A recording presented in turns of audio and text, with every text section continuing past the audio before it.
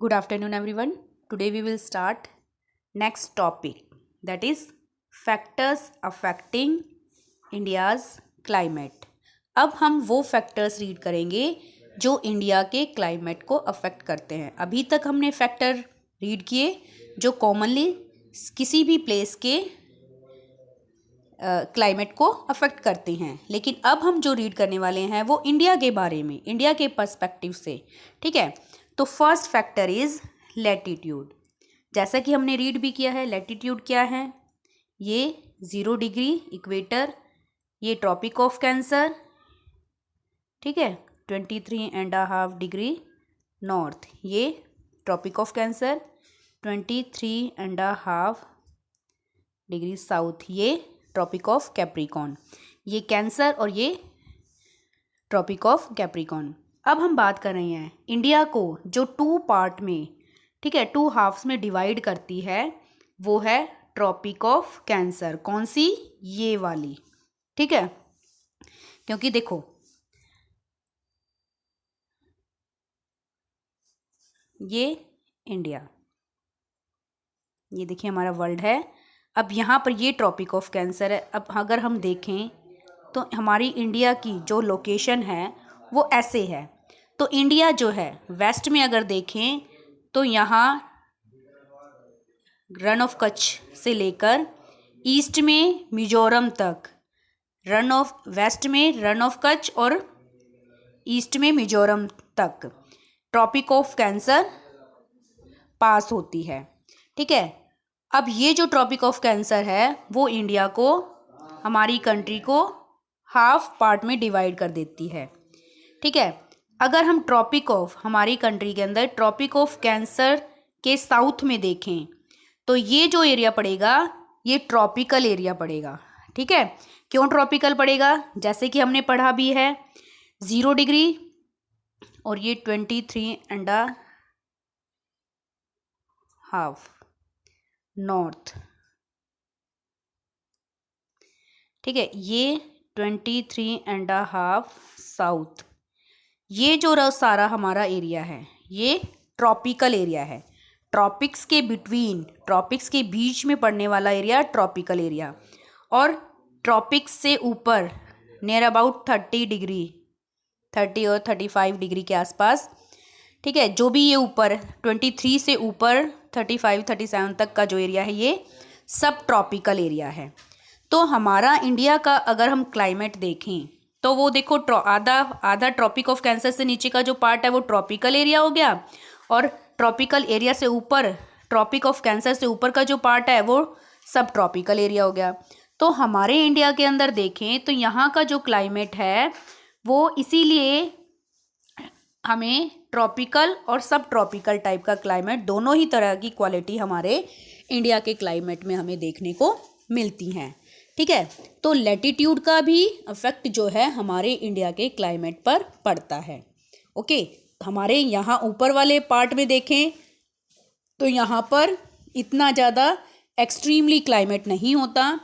अब जो हमारा ये ट्रॉपिक्स वाला, ट्रॉपिकल वाला जो पार्ट है, ठीक है, इंडिया के ट्रॉपिक ऑफ कैंसर और उसके बीच वाला जो पार्ट है, यहाँ पर एक्सट्रीमली क्लाइमेट मिलेगा. ठीक है, मीन्स गर्मियों में ज़्यादा गर्मी, सर्दियों में ज़्यादा सर्दी. और सब ट्रॉपिकल जो होगा वहाँ पर हमें मॉडरेट टाइप का क्लाइमेट, और ऊपर हायर लैटिट्यूड में चलेंगे तो वहाँ पर हमें कोल्ड क्लाइमेट मिल जाएगा. तो ये सारा किसकी वजह से हुआ? लैटिट्यूड की वजह से. नेक्स्ट टॉपिक आता है अल्टीट्यूड. अल्टीट्यूड क्या? जैसा कि मैंने आपको पहले भी बताया था, इस तरह से जो वर्टिकल हाइट्स होती है, ये वाली वर्टिकल माउंटेन्स की जो वर्टिकल हाइट्स होती है, ठीक है, उसे अल्टीट्यूड कॉल करते हैं.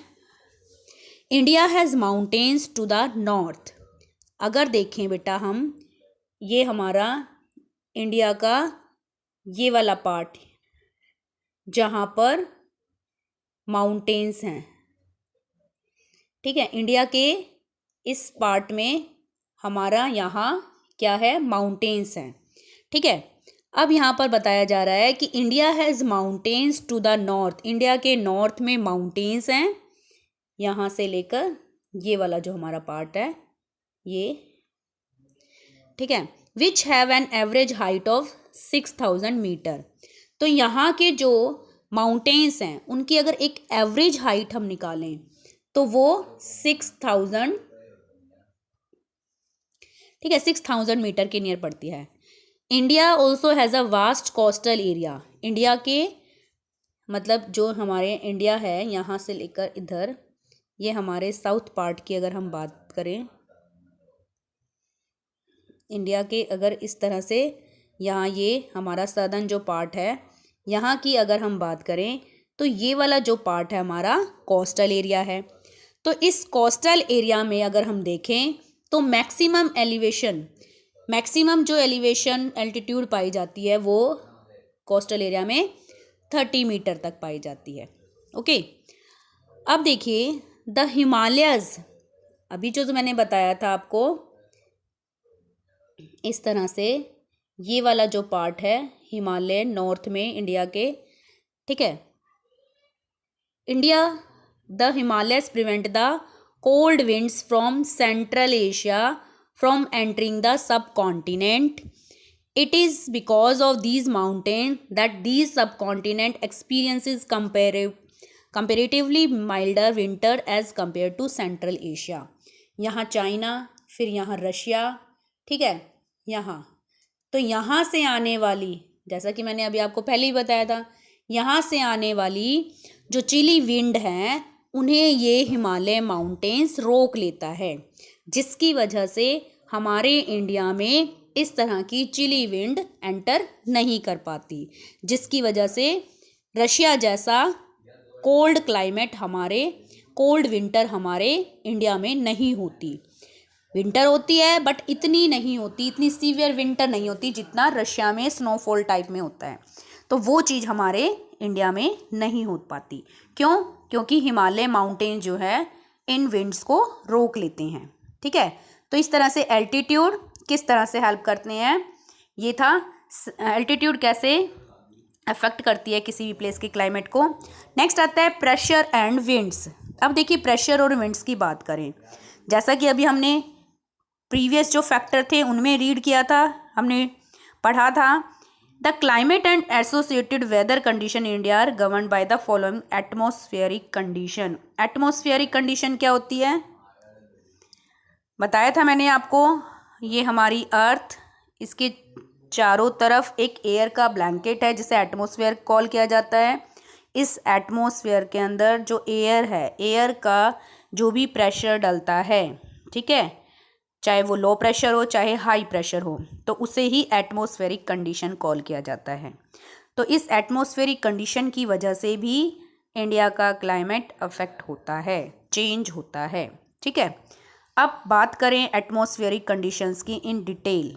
तो first pressure and surface winds, upper air circulation and western cyclonic disturbances and tropical cyclones, इन सभी के बारे में। प्रेशर एंड सरफेस विंड्स का देखिए, अब देखिए ये अर्थ का सरफेस, ओके। अब यहाँ देखिए ये लैंड है, ये वाला देखो सी है और ये लैंड है जिसके बारे में मैंने आपको पहले भी बताया था, ये लैंड है। लैंड सन की हीट से जल्दी गर्म होती है, ठीक है, लैंड की प्रॉपर्टी है ये। तो लैंड जल्दी जब हीट से गर्म होती है तो यहाँ से जो एयर है वो क्या होगी, गर्म होगी।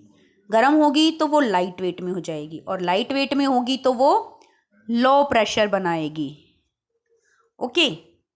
अब बात करें दिन की, ये थी दिन की, और यहाँ पर जो सी है, सी का जो वाटर है, ठीक है, दिन भर क्या रहेगा, ठंडा।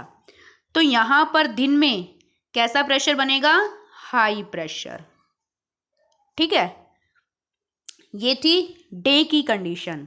और नाइट की अगर बात करें तो इसका अपोजिट हो जाएगा। नाइट में क्या होगा, लैंड जो है उतनी ही जल्दी ठंडी हो जाएगी, ठंडी होगी तो इसका जो प्रेशर है यहाँ पर हाई प्रेशर बन जाएगा नाइट में, ठीक है। और वाटर जो है दिन भर की हीट से गर्म, रात तक गर्म हो जाएगा और पूरी रात वो गर्म रहेगा। गर्म होने की वजह से यहाँ पर लो प्रेशर बनेगा। ठीक है। और जो विंड है वो उसकी विंड जो है वो हाई प्रेशर से लो प्रेशर की तरफ मूव करती है। ठीक है, विंड कैसे मूव करती है? हाई प्रेशर से लो प्रेशर की तरफ। ओके, हाई प्रेशर वाली जो विंड्स होती हैं उनमें मॉइस्चर होता है। ओके, तो इस तरह से देखो, जो ये लो प्रेशर विंड होंगी ये लाइट वेट होंगी। लाइट वेट होने की वजह से ये यहाँ पर प्रेशर दबाव नहीं डाल पाएंगी, यहाँ खाली स्पेस बन जाएगा। ओके, और यहाँ पर प्रेशर डालेंगी। ठीक है, अब यहाँ जो स्पेस बनेगा ना, इस स्पेस को फिल करने के लिए ये हाई प्रेशर विंड यहाँ फ्लो करेंगी और इस स्पेस को फिल करेंगी। ठीक है, तो जो लो प्रेशर विंड मतलब जो लाइट वेट एयर होगी वो प्रेशर नहीं डालेगी, और जो हैवी विंड होगी, एयर होगी जिसमें मॉइस्चर कंटेन होगा, वो प्रेशर ज़्यादा डालेगी। तो ये तो था प्रेशर विंड्स का। अब आता है अपर एयर सर्कुलेशन। अपर एयर सर्कुलेशन देखिए, ये हमारी अर्थ। ठीक है, अब मैंने जैसा कि आपको बताया था इसके चारों तरफ एटमॉस्फेयर है, बताया था आपको इसके चारों तरफ एटमॉस्फेयर है। ये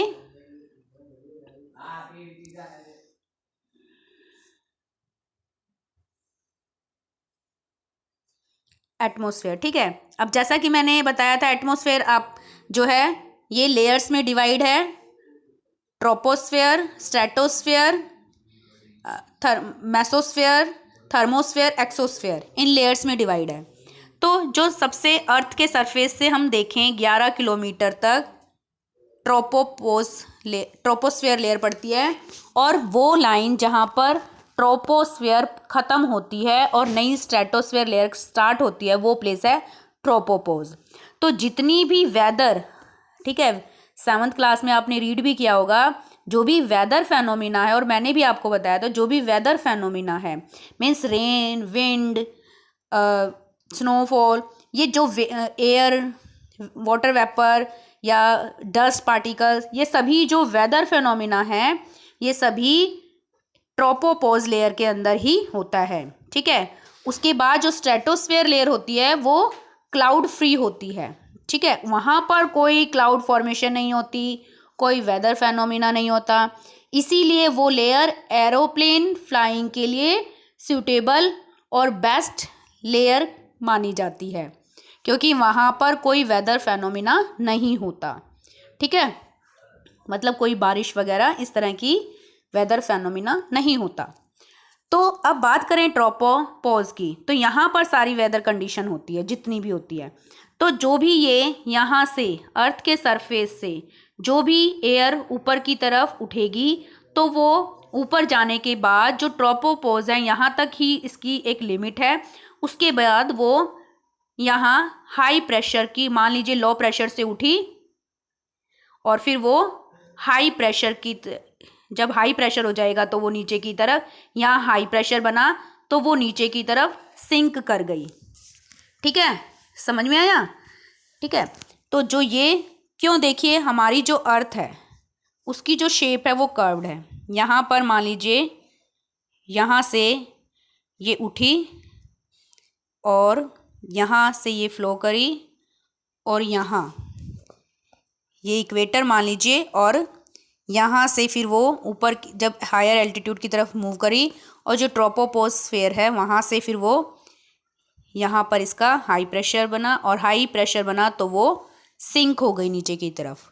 ठीक है, तो ये जो पर अर्थ के सरफेस पर जो सर्कुलेशन बना एयर का, उसे ही अपर एयर सर्कुलेशन कॉल किया जाता है। ये वाला जो है, ये वाला, ठीक है, इस सर्कुलेशन की वजह से, एयर के अपर एयर सर्कुलेशन की वजह से भी इंडिया के क्लाइमेट में चेंजेस आते हैं। नेक्स्ट आता है western cyclonic disturbances and tropical cyclones. इनके बारे में अब हम रीड करते हैं। देखिए जो वेस्टर्न साइक्लोनिक डिस्टर्बेंसेस है, ठीक है, सबसे पहले तो बात करते हैं साइक्लोन्स की। ठीक है। ओशन में जो भी विंड सर्कुलेट्स होती है, ठीक है, मान लीजिए ये ओशन, अब ओशन में विंड्स की वजह से ये वाटर जो इस तरह से गोलाकार रूप में सर्कुलेट होता है इस तरह से स्पीड से, ठीक है, तो ये जो एक इस तरह का गोलाकार ऐसे वाटर बहुत स्पीड से इस तरह से गोल गोल घूमता है, उसे ही साइक्लोन कॉल किया जाता है। अब बात आ जाती है ट्रॉपिकल साइक्लोन्स की। और देखिए साइक्लोन्स जो है वो 2 टाइप्स में होते हैं, टेम्परेट साइक्लोन्स और ट्रॉपिकल साइक्लोन्स। जो ट्रॉपिकल एरिया में पड़ते हैं, मीन्स हमारी ये earth 0 degree, tropic of cancer, tropic of capricorn, तो इस एरिया में, इन ट्रॉपिकल एरिया में जो भी ओशन होंगे और उन ओशन में आने वाले जो भी साइक्लोन्स होंगे उन्हें ट्रॉपिकल साइक्लोन्स कॉल किया जाएगा। ठीक है।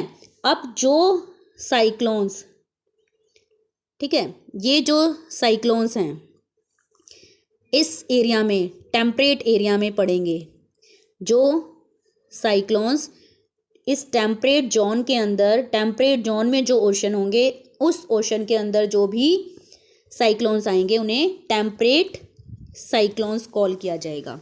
ठीक है। यहाँ पर जो वेस्टर्न साइक्लोन है उसे हम टेम्परेट साइक्लोन भी कॉल कर सकते हैं।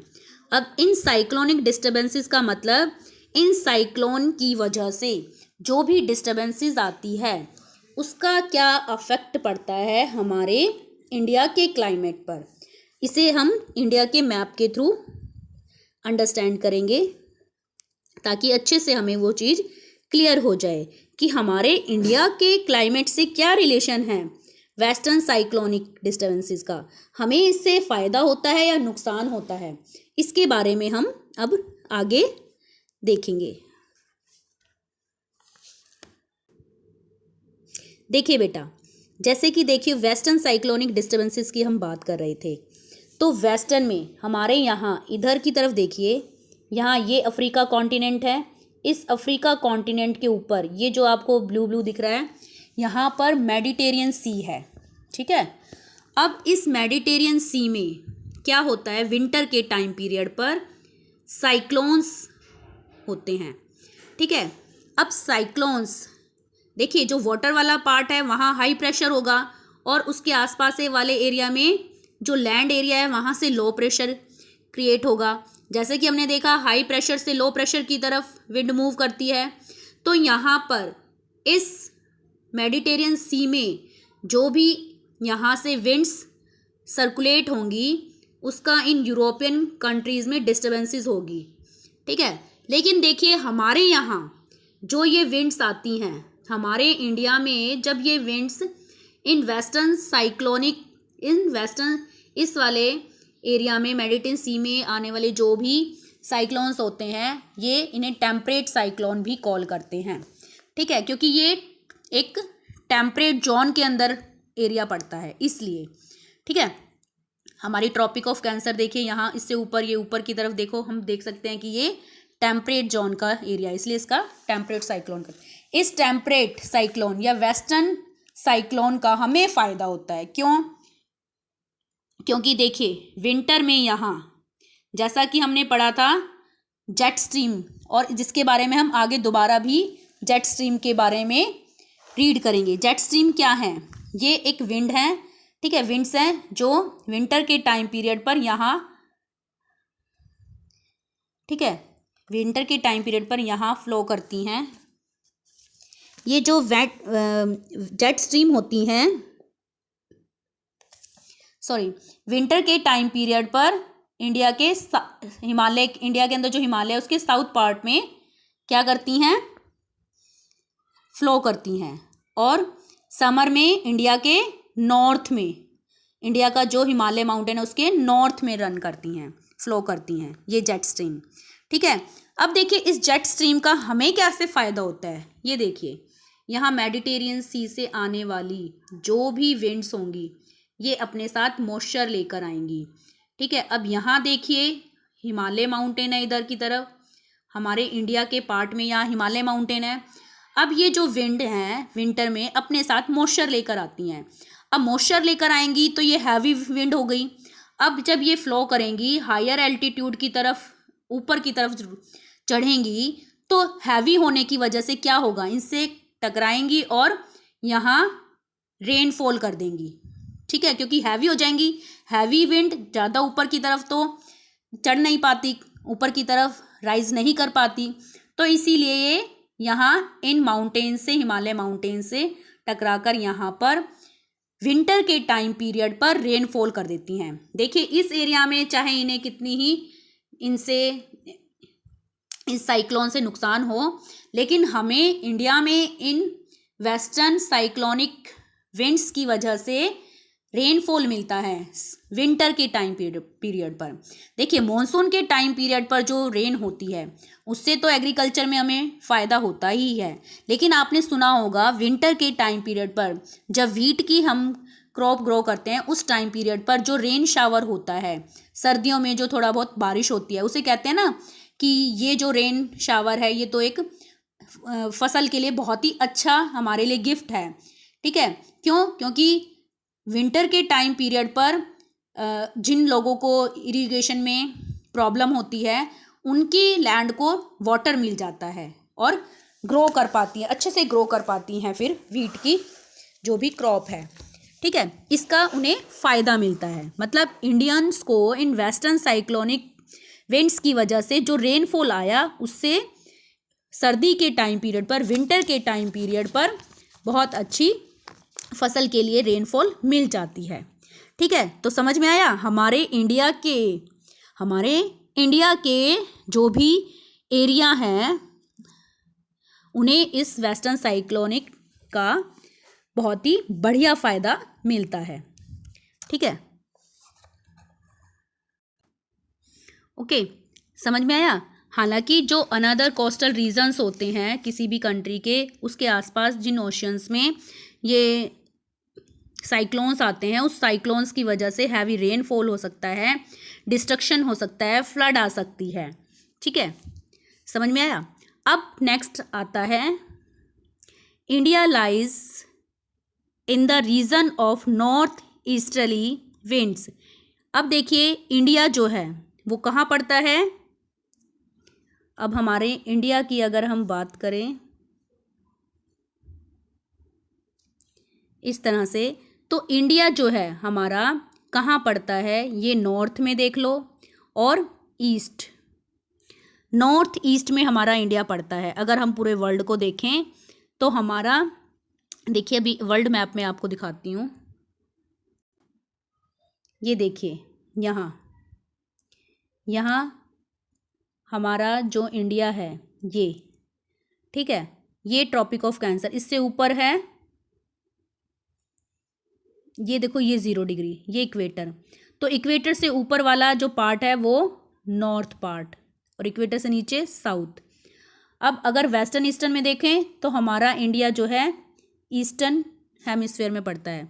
तो इंडिया की जो लोकेशन है वो नॉर्थ ईस्टर्ली एरिया में पड़ती है। तो नॉर्थ ईस्ट की तरफ से आने वाली जो नॉर्थ ईस्ट से आने वाली जो विंड है उनका इफेक्ट भी हमारे इंडिया पर पड़ता है। India lies in the region of north easterly winds. These winds originate from the subtropical high pressure belt of the northern hemisphere. ठीक है, तो जो ये विंड्स हैं ये सब ट्रॉपिकल, ऐसे सब ट्रॉपिकल एरिया से ओरिजिनेट होती हैं नॉर्दर्न हेमिस्फीयर में जो हाई प्रेशर एरिया होता है। कैसे, देखिए जैसे ये है एरिया, ये 0 डिग्री, ठीक है, तो ये हमारा इंडिया इधर की तरफ है मान लीजिए, तो हमारा इंडिया पड़ता है इधर नॉर्थ ईस्टर्न में। तो नॉर्दर्न हेमिस्फीयर में इससे ऊपर ये वाला जो एरिया है ये सब ट्रॉपिकल एरिया है। तो इस सब ट्रॉपिकल एरिया में हाई प्रेशर बनता है यहाँ। तो हमारा इंडिया जो है ऐसे एरिया में है जो नॉर्थ ईस्टर्ली विंड जहाँ से आती हैं, और ये विंड जहाँ से आती हैं ये कौन से एरिया से आती हैं जहाँ पर हाई प्रेशर बनता है नॉर्दर्न हेमिस्फीयर में, उस एरिया से आती हैं। अब आगे इसके बारे में देखते हैं इसका क्या इफ़ेक्ट पड़ता है। तो देखिए बेटा, जैसे कि हमने देखा, ये जो कोरिलिस फोर्स के कारण ही ये जो विंड होती हैं, कोरिलिस फोर्स क्या होता है, हमारे अर्थ की रोटेशन पर पड़न अर्थ की जो रोटेशन है उसकी वजह से जो फोर्स जनरेट होता है, ठीक है, उससे विंड की डायरेक्शन चेंज हो जाती है। नॉर्दर्न हेमिस्फीयर में वो विंड की डायरेक्शन राइट साइड में टर्न कर जाती है और सदर्न हेमिस्फीयर में लेफ्ट साइड की तरफ टर्न कर जाती है। इसे फेरेल्स लॉ भी कॉल करते हैं। कोरिलिस फोर्स को हम एक एग्जाम्पल के थ्रू अच्छे से समझ सकते हैं। सपोज कीजिए आप एक बाइक पर बैठे हो, आपके फादर इसे मतलब रन कर रहे हैं, ड्राइविंग कर रहे हैं और आप पीछे बैठे हो। आपके हाथों में एक पेन है, वो पेन चलती बाइक से जब आपके हाथ से गिरेगा तो वो इस डायरेक्शन में या आगे की तरफ गिरेगा या पीछे की तरफ गिरेगा। वो पेन जो है बेटा आपके पीछे की तरफ गिरेगा। क्यों? क्योंकि बाइक की जो वेलोसिटी है और इस पेन की जो वेलोसिटी है, मतलब इसकी जो स्पीड है और इसकी जो स्पीड है, उसमें वेरिएशन है। इसी तरह से अर्थ अपनी एक्सिस पर रोटेट करती है। अर्थ की जो रोटेशन है उसकी वेलोसिटी, उसकी स्पीड में, और जो विंड्स की स्पीड है, वेलोसिटी, उसमें डिफरेंस होता है, जिसकी वजह से ये उस डिफरेंस को ही कोरिलिस फोर्स कॉल करते हैं, जिसकी वजह से विंड की डायरेक्शन राइट में और लेफ्ट में टर्न हो जाती है। ठीक है, समझ में आया? तो इस नॉर्थ ईस्टर्न जो भी विंड्स हैं उनकी वजह से तो रेन नहीं होता हमारे इंडिया में, लेकिन हमारे इंडिया में ऐसा तो नहीं है कि बिल्कुल ड्राई है। हमारे इंडिया में तो बारिश होती है। तो वो क्यों होती है? अगर नॉर्थ ईस्टर्ली विंड के अकॉर्डिंग देखें तो हमारा इंडिया नॉर्थ ईस्टर्ली एरिया में पड़ता है, तो उस हिसाब से तो नहीं होनी चाहिए यहाँ रेनफॉल, सूखा होना चाहिए, लेकिन हमारे इंडिया में तो होती है। तो क्यों होती है, उसी के बारे में हम आगे यहाँ देखेंगे। The pressure and wind condition over India are unique. India के अंदर जो विंड आती हैं, विंड कंडीशंस और जो प्रेशर पड़ता है, ठीक है, विंड्स का, वो यूनिक है। क्यों? During winter there is high pressure area. Winter के टाइम पीरियड पर, ठीक है, विंटर के टाइम पीरियड पर जो हिमालय का एरिया है, ये देखिए, ये हिमालय का एरिया इंडिया का, यहाँ विंटर के टाइम पीरियड पर हाई प्रेशर बनता है इसके नॉर्थ में, हिमालय के, ठीक है। Cold dry winds blow from this region to the low pressure area, और इस एरिया से लो प्रेशर एरिया की तरफ, ठीक है, लो प्रेशर एरिया की तरफ क्या होता है, ओशन में लो प्रेशर, हमारा इंडिया का ये वाला जो पार्ट है साउथ वाला, यहाँ हाई प्रेशर बन रहा है, तो यहाँ लो प्रेशर ये जो इंडियन ओशन है यहाँ लो प्रेशर बनेगा, ठीक है। Low pressure area develop over interior Asia as well as over north western India. देखिए बेटा, इन समर, विंटर की बात करें तो हिमालय के नॉर्थ में हाई प्रेशर बनता है, जिसकी वजह से यहाँ कोल्ड ड्राई विंड ब्लो करते हैं इस रीजन में, ठीक है। Cold winds blow from this region to the low pressure, high pressure बनता है, हाई से लो की तरफ मूव करती हैं over the oceans to the south, south में जो ओशन है उसकी तरफ। अगर समर की बात करें तो यहाँ लो प्रेशर एरिया बनता है पूरे इंटीरियर एशिया में, as well as over north western India, India का जो नॉर्थ वेस्ट पार्ट है यहाँ पर भी लो प्रेशर बनता है। This causes a complete reversal of the direction of winds during summer, जिसकी वजह से विंड्स डायरेक्शन की रिवर्सल होती है। मतलब यहाँ से विंड्स इस तरह से कर रही थी, तो अब साउथ में यहाँ से इधर की तरफ विंड्स की डायरेक्शन रिवर्स हो जाएंगी, चेंज हो जाएंगी, अपोजिट हो जाएंगी। एयर मूव्स, अब एयर का हमें पता है, हाई प्रेशर से air moves from the high pressure area over the southern India ocean, जो सदर्न इंडियन ओशन है वहाँ से जो एयर है वो हाई प्रेशर से मूव करती हैं इन अ साउथ ईस्टर्ली डायरेक्शन। कहाँ पर? साउथ ईस्ट डायरेक्शन में। ये इंडिया का पार्ट यहाँ से साउथ ईस्टर्न एरिया में, यहाँ, तभी तो यहाँ मेघालय में सबसे पहले ईस्टर्न एरिया में रेनफॉल होता है, ठीक है। These are known as the south west monsoon wind, इसीलिए इन्हें, ये जो विंड्स हैं अपने साथ रेनफॉल लेकर आती हैं, इसीलिए इन्हें south west monsoon wind call किया जाता है। These winds blow over the warm ocean, ये जो विंड हैं गर्म ओशियंस के ऊपर फ्लो करती हैं। गैदर मॉइस्चर, और अपने साथ मॉइस्चर लेकर आती हैं। And bring widespread rainfall over the mainland of India, और इंडिया के मेन का लैंड जो है वहाँ पर रेनफॉल करती हैं। The upper air circulation in this region, इस रीजन के अंदर जो अपर एयर सर्कुलेशन होता है वो डोमिनेटेड होता है वेस्टर्ली फ्लो के कारण, वेस्ट की तरफ से आने वाली विंड्स की वजह से। And important component of this flow is, और इस फ्लो का जो सबसे इम्पॉर्टेंट कंटेंट है वो है जेट स्ट्रीम। ठीक है, जेट स्ट्रीम क्या है इसके बारे में हम नेक्स्ट वीडियो में डिस्कस करेंगे।